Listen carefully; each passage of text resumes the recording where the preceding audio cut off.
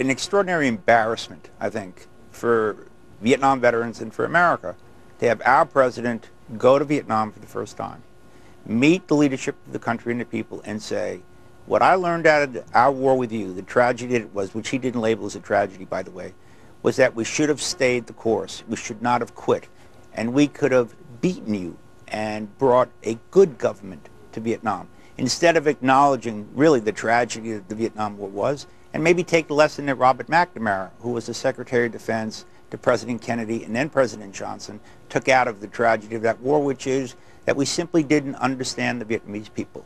We didn't know their history, we didn't know their culture, we didn't know their experiences with occupiers over the years, and had he taken perhaps that lesson out of the war and applied it to the situation in the Middle East, maybe we wouldn't have gone in as willy-nilly as we did without any appreciation of Islam, Iraq, the Middle East as a region, the history, the experiences with occupiers over the years, etc. It's a real tragedy.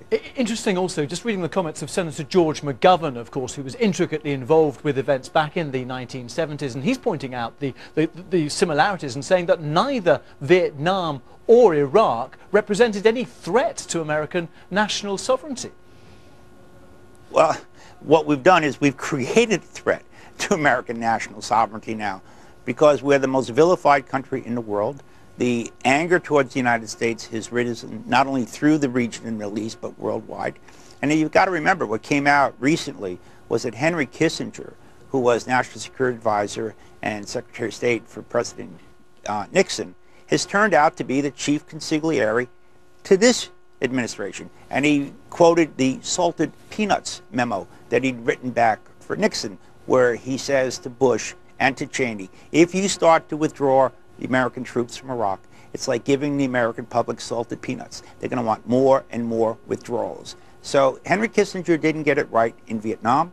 He certainly hasn't gotten it right in Iraq. And the fact that this administration's leadership, Bush and Cheney, continue to represent the divide in America that has existed since the Vietnam War about whether or not we cut and run, gave up, could have, would have, should have won that war, is a tragedy. And it's playing out again, unfortunately, in Iraq and the Middle East. You led the first US government delegation back to Vietnam, what, 25 years ago. The fact that President Bush, though, has gone now, there is some sort of symbolism, is there not, in that? And also, just tying in with that, this change of direction that might be coming about now regarding Iraq from the Iraq Study Group under Jim Baker.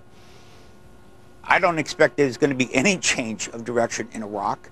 I don't think this administration is going to own up to the disaster that it is, which at least your prime minister referenced, and do anything to say, okay, we got to get out of here.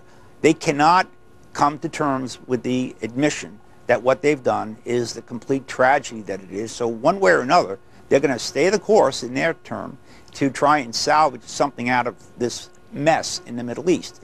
I did not lead a government delegation 25 years ago. That was a private delegation of veterans.